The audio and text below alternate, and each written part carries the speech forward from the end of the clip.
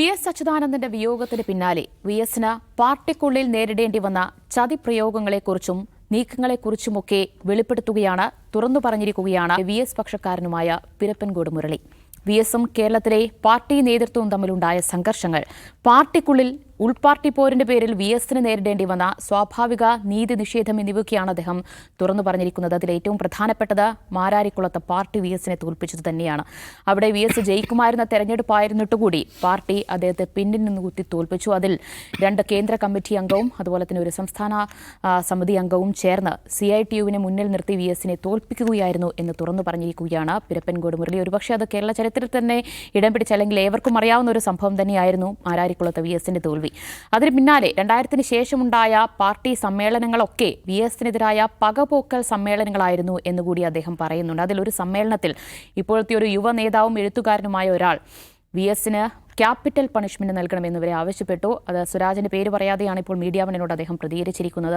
അന്ന് ആരും എതിർത്തില്ല, എല്ലാവരും അത് ആസ്വദിക്കുകയായിരുന്നു എന്നുകൂടി പിരപ്പൻകോട് മുരളി പറയുന്നുണ്ട്. അങ്ങനെ ചരിത്രത്തിലെ ഒരുപാട് സംഭവങ്ങളെക്കുറിച്ചൊക്കെ അദ്ദേഹം പറയുന്നുണ്ട്.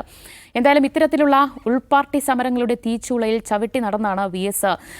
വളരെ ശക്തനായത് എന്നുകൂടി അദ്ദേഹം പറഞ്ഞു വെക്കുകയാണ്.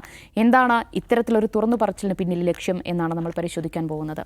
ദൗസർ വി.എസ്. അന്തരിച്ചു. അദ്ദേഹത്തിന്റെ സംസ്കാര ചടങ്ങുകളൊക്കെ ഇന്നലെ കഴിയുകയും ചെയ്തു. അതിന് പിന്നാലെയാണ് പിരപ്പൻകോട് മുരളി ഇങ്ങനെയൊരു തുറന്നു പറച്ചിൽ നടത്തിയിരിക്കുന്നത്. അതിൽ പലതും കേരളത്തിലെ ഓരോ ജനങ്ങൾക്കും അറിയാവുന്ന സംഭവങ്ങൾ തന്നെയാണ്. പക്ഷേ എന്താണ് അങ്ങനെ ഒരു വെളിപ്പെടുത്തലിലൂടെ ഉദ്ദേശിക്കുന്നുണ്ടാവുക? നമുക്ക് ഇന്നലെ ഔട്ട് ഓഫ് ഫോക്കസ് സംസാരിക്കുമ്പോൾ ഞാൻ ഒരു കാര്യം പറഞ്ഞിരുന്നു. വി.എസ്. അച്യുതാനന്ദൻ്റെ ഈ പറയുന്ന ക്രിമേഷൻ കഴിഞ്ഞാൽ, ശവസംസ്കാര ചടങ്ങുകൾ കഴിഞ്ഞാൽ സ്വാഭാവികമായിട്ടും കേരളത്തിൽ ഇത് വലിയ ചർച്ചയാകും. പല നിലക്ക് വി എസ് ഇപ്പോൾ ചർച്ച ചെയ്യപ്പെടുന്നതിനേക്കാൾ കൂടുതൽ ഒരുപക്ഷെ വി.എസ്. ചർച്ച ചെയ്യപ്പെടും എന്ന് ഞാൻ ഇന്നലെ പറഞ്ഞിരുന്നു. അതിൽ പ്രധാനപ്പെട്ട ഒരു ഘടകം ഇത് തന്നെയാണ്. പാർട്ടിക്കുള്ളിൽ വി.എസ്. നേരിട്ടിട്ടുള്ള ദുരനുഭവങ്ങൾ, അല്ലെങ്കിൽ ആ ഉൾപാർട്ടി സമരമെന്നോ വിഭാഗീയത എന്നോ എന്തോ പറയുന്ന ആ ഘട്ടത്തിലുണ്ടായിട്ടുള്ള പല കാര്യങ്ങളുണ്ട്. അന്ന് പലതും തെളിച്ച് പറയാതിരുന്ന ആളുകൾ ഇനി തെളിച്ച് പറയും. അത് സംബന്ധമായ വിവാദങ്ങളും ഉണ്ടാകും. അപ്പോൾ അതിലൊന്നാണ് ഇപ്പോൾ പറഞ്ഞ പിരപ്പൻകോട് മുരളിയുടെ പ്രസ്ഥാനം. അപ്പോൾ പിരപ്പൻകോട് മുരളി ഇന്ന് നമ്മളോട് സംസാരിക്കുമ്പോൾ എഴുത്തുകാരനായ ഒരു യുവനേതാവ് എന്നാണ് പറഞ്ഞത്. ഉദ്ദേശിക്കുന്നത് പരന്ന വായനക്കാരനായ യുവനേതാവായിരിക്കും. അപ്പോൾ പക്ഷെ 2 ദിവസം മുമ്പ് മനോരമയിൽ അദ്ദേഹം എഴുതിയ ലേഖനത്തിൽ വളരെ കൃത്യമായിട്ട് ആളുടെ പേര് തന്നെ പറയുന്നുണ്ട്. എം സ്വരാജാണ് അങ്ങനെ പ്രസംഗിച്ചത്. വി.എസിന് ക്യാപിറ്റൽ പണിഷ്മെൻറ്റ് കൊടുക്കുമെന്ന് ആലോചിക്കണം. വി.എസ്. എന്ന് പറയുന്ന പാർട്ടിയിലെ ഏറ്റവും മുതിർന്ന നേതാവ്, പാർട്ടി രൂപീകരണ യോഗത്തിൽ പങ്കെടുത്തതിൽ ജീവിച്ചിരിക്കുന്ന അപൂർവ നേതാവ്, അന്ന് 2012-ലാണ് ഈ സംഭവം, ജീവിച്ചിരിക്കുന്ന അപൂർവ നേതാക്കളിൽ ഒരാൾ, അങ്ങനെ ഒരാൾക്കെതിരെ ക്യാപിറ്റൽ പണിഷ്മെൻറ്റ് നൽകണം എന്ന് ഒരു പുതുതലമുറ നേതാവ് പ്രസംഗിക്കണമെങ്കിൽ അത് ബാക്കിയുള്ള നേതാക്കന്മാർ കേട്ട് ചിരിക്കുകയായിരുന്നാണ് പിരപ്പൻകോട് മുരളി പറയുന്നത്. അപ്പോൾ ഇത്രയും കാലം അത് എം സ്വരാജും പാർട്ടിയും അതിനെ നിഷേധിക്കുകയായിരുന്നു. പക്ഷെ ഒന്ന് ഓർക്കേണ്ട കാര്യമുണ്ട്, അന്ന് ആ പാർട്ടി സമ്മേളനത്തിൻ്റെ സമാപന പൊതുസമ്മേളനത്തിൽ വി.എസ്. അതിന് മറുപടി പറയുന്നുണ്ട് പരോക്ഷമായിട്ട്. വി.എസ്. അച്യുതാനന്ദന് ക്യാപിറ്റൽ പണിഷ്മെൻറ്റ് കൊടുക്കുക എന്നൊക്കെ പറഞ്ഞിട്ട് അദ്ദേഹം അതിന് മറുപടി നൽകുന്നുണ്ട്. അപ്പോൾ ഇത് സ്വാഭാവികമായിട്ടും ഇങ്ങനത്തെ ചർച്ചകൾ ഇനിയും ധാരാളം ഉണ്ടാകും. എന്ന് മാത്രമല്ല, ജി. സുധാകരൻ മാധ്യമത്തിൽ എഴുതിയ ലേഖനത്തിൽ യൂദാസുമാരാണ് ഇദ്ദേഹത്തെ തോൽപ്പിച്ചത് എന്ന് പറയുന്നുണ്ട്. വി.എസ്. അച്യുതാനന്ദനെ തോൽപ്പിച്ചത് യൂദാസുമാരാണ്. അപ്പോൾ അതിൻ്റെ പേരിൽ പാർട്ടി അന്വേഷണ കമ്മീഷൻ നിയമിക്കുന്നുണ്ട്. പക്ഷേ ശിക്ഷിക്കുന്നത് അവിടെയുള്ള ഒരു പ്രാദേശിക നേതാവിനെ മാത്രമാണ്. പളനി എന്തോ പേരെ. അതിൽ കേന്ദ്ര കമ്മിറ്റിയിലുള്ളവരും സംസ്ഥാന കമ്മിറ്റിയിലുള്ള ആളുകൾക്ക് പങ്കുണ്ടെന്ന് ഇപ്പോൾ പറയുന്നുണ്ട്. ഇപ്പം ജി. സുധാകരൻ അല്പം കൂടെ കടന്നിട്ട് മാരാരിക്കുളത്തെ തോൽവി മാത്രമല്ല, 2011 വി.എസ്. അച്യുതാനന്ദൻ എത്ര 3 സീറ്റോ 4 സീറ്റോ 4 സീറ്റിൻ്റെ കുറവിനാണല്ലോ അന്ന് ഭരണം നഷ്ടപ്പെടുന്നത്, തുടർഭരണം നഷ്ടപ്പെടുന്നത്. അതും ചില യൂദാസുമാരുടെ പണിയാണ് എന്ന് ഇദ്ദേഹം പറയുന്നു. പാർട്ടിക്കുള്ളിൽ തന്നെ ഉണ്ടായിരുന്ന ആളുകളാണ് അത് പറയുന്നത്.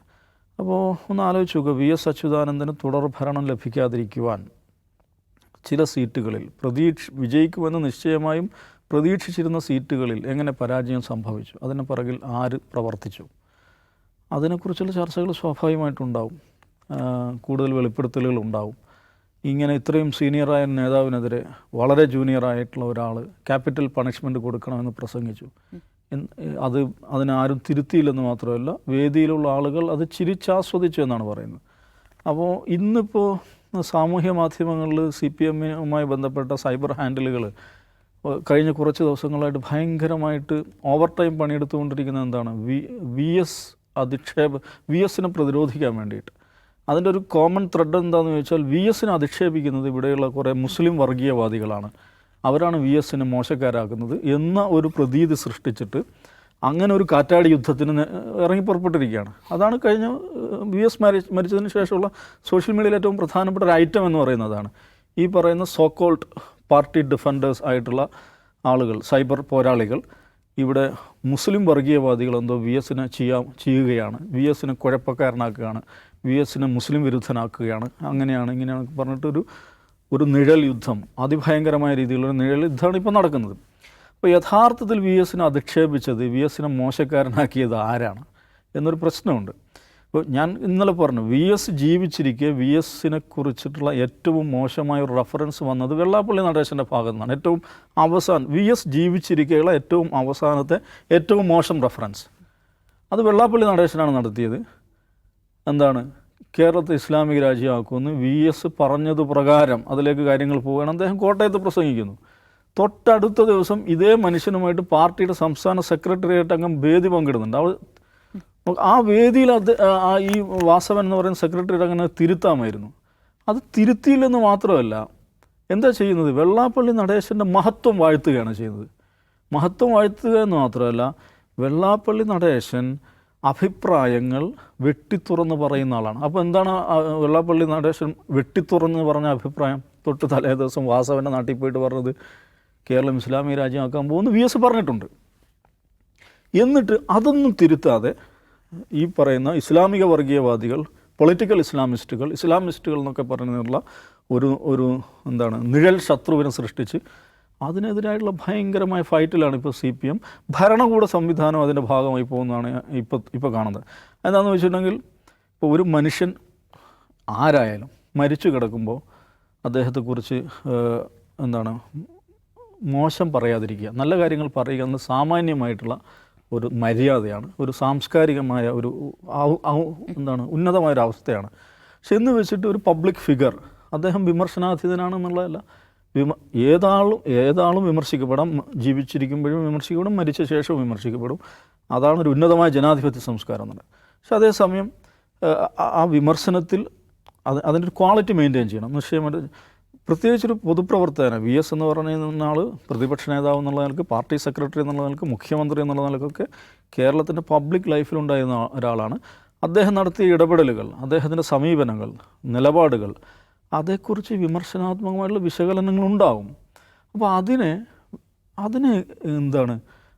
നിയമത്തിൻ്റെ ചമ്മട്ടി ഉപയോഗിച്ച് നേരിടുക, അതിനെ ആക്രമിക്കുക, വലിയ സൈബർ കൂട്ടങ്ങൾ ഇറക്കി വിട്ട് ആക്രമിക്കുക, അതാണ് ഒരു ഭാഗത്ത് നടന്നുകൊണ്ടിരിക്കുന്നത്. ഇപ്പോൾ ആബിദ് അടിവാര എന്ന് പറയുന്ന ഒരു ഫേസ്ബുക്ക് ഹാൻഡിൽ, അദ്ദേഹം കുറേ കാര്യങ്ങൾ പറയുന്നുണ്ട്, അത് യോജിക്കാം വിയോജിക്കാം. പക്ഷേ പുള്ളിക്കെതിരെ DYFI ഇറക്കിയ പോസ്റ്റർ ശ്രദ്ധിച്ചോ? ഇയാളുടെ വിദേശ തീവ്രവാദ ബന്ധം അന്വേഷിക്കണം. ഒരു വിമർശനം ഉന്നയിക്കും, ഒരു മുസ്ലിം പേരുള്ള ഒരാൾ വിമർശനം ഉന്നയിക്കുമ്പോഴേക്ക് പെട്ടെന്ന് അതിനെതിരെയുള്ള ഡിഫൻസ് എന്താണ്, അതിനെതിരെയുള്ള ആക്രമണം എന്താണ്? വിദേശ തീവ്രവാദ ബന്ധം. അപ്പോൾ VSനെ വിമർശിച്ച വേറെയും കുറേ ആളുകളുണ്ടല്ലോ, അവർക്കൊന്നും വിദേശ ബന്ധമില്ലേ, അവർക്കൊന്നും വിദേശ തീവ്രവാദ ബന്ധമില്ലേ? അപ്പോൾ ആബിദ് അടിവാര എന്ന് പറയുന്ന ഒരു ഹാൻഡിൽ VSനെ വിമർശിക്കുമ്പോഴേക്ക് DYFIയുടെ മനസ്സിൽ, അവരുടെ ആലോചനയിൽ വരുന്ന ആദ്യത്തെ കാര്യം എന്താണ്? അത് വിദേശ തീവ്രവാദ ബന്ധമാണ്. ഇത് എവിടുത്തെ ലോജിക്? ഇത് ആരുടെ ലോജിക്കാണ്? ഇത് കൃത്യമായും സംഘപരിവാരത്തിൻ്റെ യുക്തിയാണ്, RSSൻ്റെ യുക്തിയാണ്. RSSൻ്റെ യുക്തി വെച്ചിട്ടാണ് ഈ VSനോടുള്ള വിമർശനങ്ങളെ, പ്രത്യേകിച്ച് മുസ്ലിം സമൂഹത്തിൻ്റെ ഭാഗത്ത് നിന്ന് വരുന്ന വിമർശനങ്ങൾ DYFI നേരിടാൻ പോകുന്നത്. എന്നിട്ട് അയാൾക്കെതിരെ കേസെടുക്കുകയാണ്. VSനെ വിമർശിച്ച കേസെടുക്കുക എന്ന് പറഞ്ഞാൽ അങ്ങനെയാണത്. അത് ദൈവവിമർശനം പോലും ഒരു ജനാധിപത്യത്തിൽ സാധ്യമാണ്.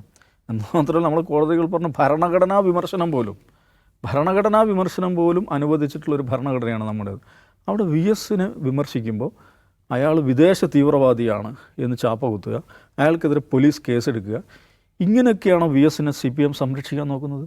അങ്ങനെ സംരക്ഷിക്കാൻ ആണ് ശ്രമിക്കുന്നത്. എന്താണ് പ്രശ്നം എന്ന് വെച്ചാൽ, VSനോട് പാർട്ടി എന്താണ് ചെയ്തത് എന്നതിനെക്കുറിച്ച് വി എസുമായി ബന്ധപ്പെട്ട എല്ലാ കാര്യങ്ങളെക്കുറിച്ചുള്ള വലിയ ചർച്ചകൾ വീണ്ടും സജീവമാകുകയുള്ളൂ.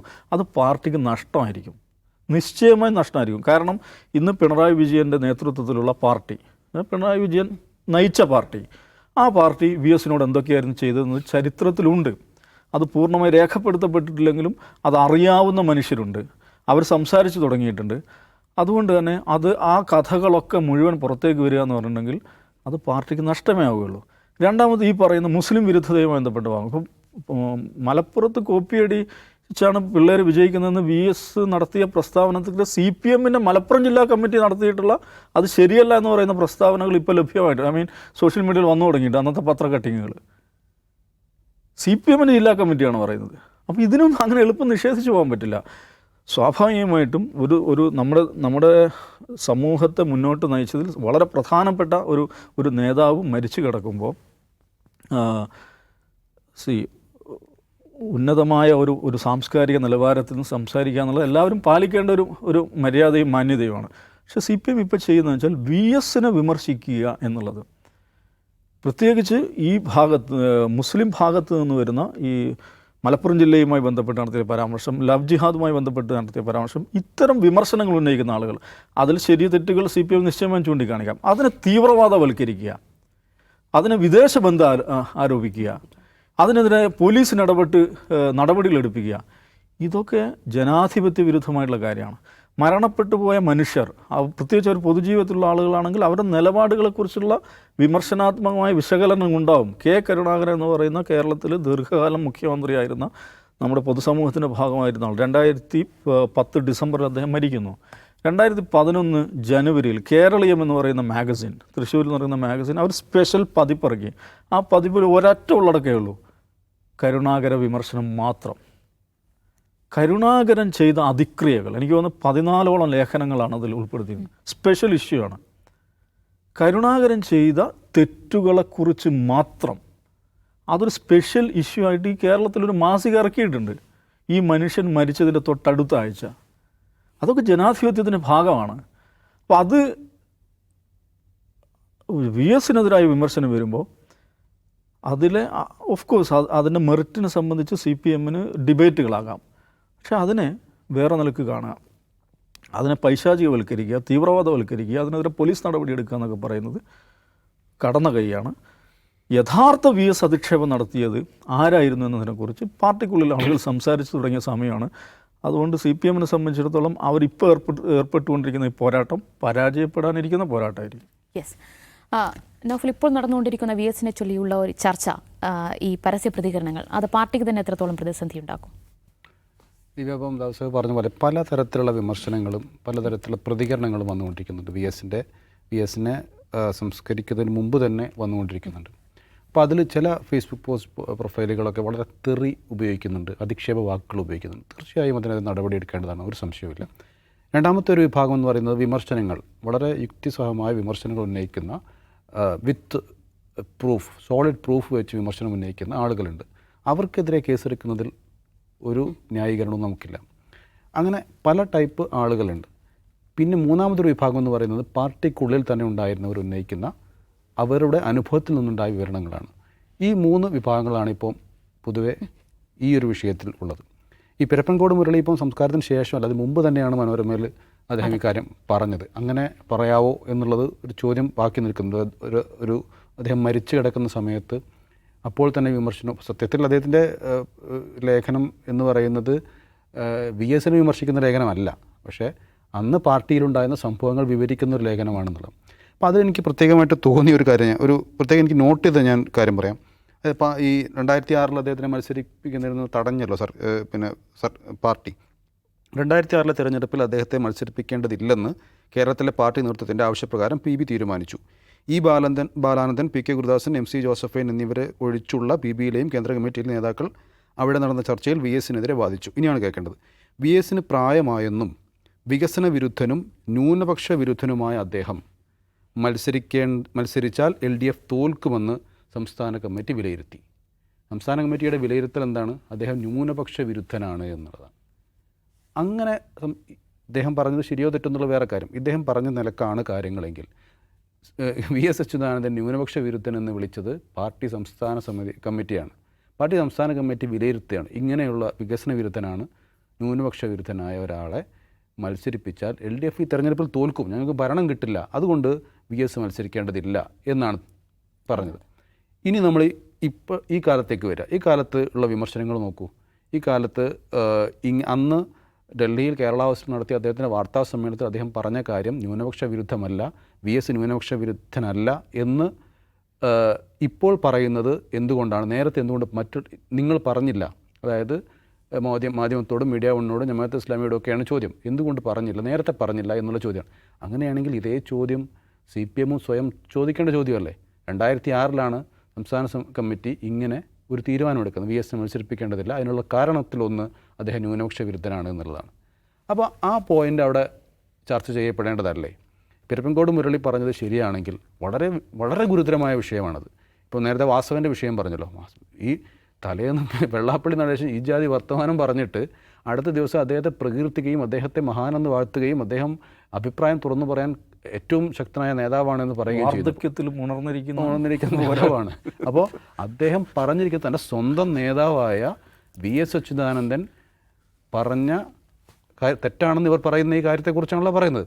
അത് അങ്ങനെയല്ല, ശ്രീ വെള്ളാപ്പള്ളി അങ്ങനെയല്ല എൻ്റെ നേതാവ് VS പറഞ്ഞത് എന്ന് പറയാനുള്ള ത്രാണി അദ്ദേഹത്തിന് വേണ്ടേ?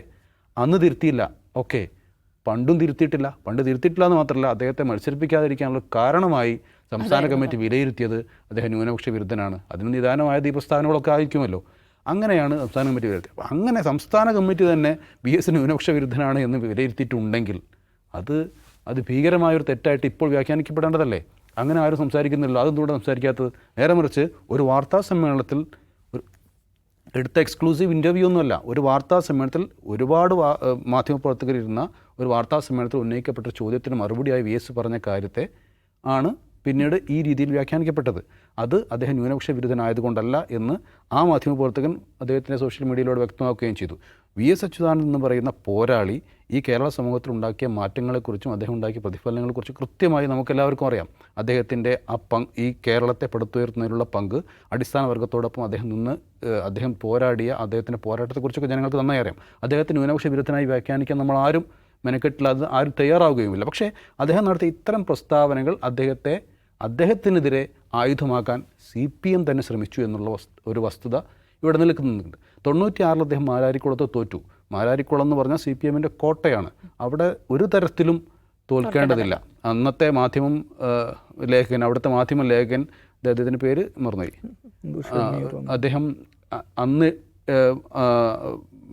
തെരഞ്ഞെടുപ്പ് പോളിങ്ങിന് മുമ്പ് അദ്ദേഹം മാധ്യമത്തിൽ എഴുതിയിട്ടുണ്ട്, മാരാരിക്കുളത്ത് പ്രശ്നമാണ്, ആലപ്പുഴ ജില്ല മൊത്തം പ്രശ്നമാണ്, മാരാരിക്കുളത്തും VSന് തോൽവിയുടെ സാധ്യതയുണ്ട് എന്നൊക്കെ പറയുന്നുണ്ട്. അപ്പോൾ അന്ന് EK നായനാർ പറയുന്നത് അവിടെ പ്രവർത്തിക്കേണ്ടതില്ല, നമ്മളങ്ങ് ജയിച്ചു പൊക്കോളും എന്ന് പറയുന്നു. പക്ഷേ VS പറയുന്നു പോരാ, ഏത് മണ്ഡലത്തിലായാലും ആര് നിന്നാലും അവിടെ കൃത്യമായ വർക്കുണ്ടെങ്കിലേ പ്രവർത്തിച്ചാൽ മാത്രം ജയിക്കണം VS പറയും. പക്ഷേ തെരഞ്ഞെടുപ്പ് വന്നപ്പോൾ VS തോൽക്കുകയാണ് ഉണ്ടായത്. അങ്ങനത്തെ ഒരു അവസ്ഥയാണ് അന്ന് മാരാരിക്കുളത്ത് സംഭവിച്ചത്. പിന്നീട് മലമ്പുഴയിൽ അദ്ദേഹം മത്സരിച്ചപ്പോൾ എന്താ സംഭവിച്ചത്? മലമ്പുഴയും CPMൻ്റെ കോട്ടയാണ്. മാരാരിക്കുളത്ത് മാറി മലമ്പുഴയിൽ മത്സരിച്ചിട്ട് മലമ്പുഴയിലെ CPM നേതാക്കൾ അല്ലെങ്കിൽ CPM സ്ഥാനാർത്ഥികൾ 15,000-ൽ കുറഞ്ഞ വോട്ടിൻ്റെ ഭൂരിപക്ഷത്തിനോട് ജയിച്ചിട്ടില്ല. അവിടെ വെറും 4,000 ചില്ലാൻ വോട്ടിനാണ് VS വിജയിച്ചത്. അവിടെയും VSനെ വെട്ടാൻ വേണ്ടി ശ്രമിച്ചു എന്നതിന് വ്യക്തമായ തെളിവാണ് ആ വോട്ട് പേര് നമ്മൾ സൂചിപ്പിക്കുന്നത്. അതുകൊണ്ട് തന്നെ VSനെ ഇപ്പോൾ ആക്ഷേപിക്കുന്നു എന്ന് പറഞ്ഞ് കരയുന്ന ആളുകൾ, സ്വന്തം പാർട്ടിക്കാർ, അവരെന്താണ് VSനോട് ചെയ്തതെന്ന് സ്വയം ആലോചിക്കേണ്ട സമയം കൂടിയല്ലേ ഇത്? അങ്ങനെ ആലോചിക്കുമ്പോൾ അവർക്ക് ഇതൊന്നുമല്ല വലിയ ആക്ഷേപം, ഇതൊന്നുമല്ല വലിയ വിമർശനമെന്ന് കൃത്യമായി ബോധ്യപ്പെടുമെന്നാണ് എനിക്ക് തോന്നുന്നത്. പക്ഷെ നേരെ മറിച്ച് ഈ തെറി അഭിഷേകത്തിലൂടെ അദ്ദേഹത്തെ അധിക്ഷേപിക്കാൻ ശ്രമിക്കുന്ന പല പ്രൊഫൈലുകളും ഇപ്പോഴും നിലനിൽക്കുന്നുണ്ട്, അവർ ചെയ്യുന്നുണ്ട്. ഒരു നടൻ, പലരെയും വിമർശിച്ചുകൊണ്ടിരിക്കുന്ന നടൻ ഇപ്പോൾ അദ്ദേഹത്തിന് ഒരു പ്രത്യേക ഒരു അവസ്ഥയിൽ അദ്ദേഹം ചെയ്തുകൊണ്ടിരിക്കുന്നു. കുറച്ച് കഴിഞ്ഞ് അദ്ദേഹത്തിൻ്റെ പോസ്റ്റ് സ്വാഭാവികമായും ഡിലീറ്റ് ചെയ്യപ്പെടും. അതാണ് സാധാരണ സംഭവിക്കാറുള്ളത്. അത് വേറെ കാണുന്നുണ്ട്. അങ്ങനെ പലരും ആ രീതിയിൽ ചെയ്യുന്നതിന് നമുക്ക് ഒരിക്കലും അംഗീകരിക്കാൻ പറ്റില്ല. നേരെ മറിച്ച് കൃത്യമായ യുക്തിസഹമായ വിമർശനങ്ങളെ ആ രീതിയിൽ കാണാൻ എല്ലാവരും തയ്യാറാകണം. അതോടൊപ്പം തന്നെ സ്വയം വിമർശനാത്മകമായി ചോദിക്കാൻ CPM അണികൾ തയ്യാറാകുകയും വേണം. യെസ്, അതാണ് യുക്തിസഹമായ വിമർശനങ്ങൾ ഉൾക്കൊള്ളാൻ പാർട്ടിയും സർക്കാരും തയ്യാറാകണമെന്ന് തന്നെയാണ്. VS എന്തായാലും വിമർശനങ്ങൾക്ക് അതീതനൊന്നുമല്ല. പക്ഷേ ഇവിടെ VS നെ അധിക്ഷേപിച്ചു എന്നതിന് പേരിൽ പലർക്കുമെതിരെ നടപടിയെടുക്കുമ്പോൾ, കേസെടുക്കുമ്പോഴാണ് യഥാർത്ഥത്തിൽ ആരാണ് VS നെ അപമാനിച്ചത്, അധിക്ഷേപിച്ചത് എന്നതുകൂടി ജനം ചർച്ച ചെയ്യുന്നത്.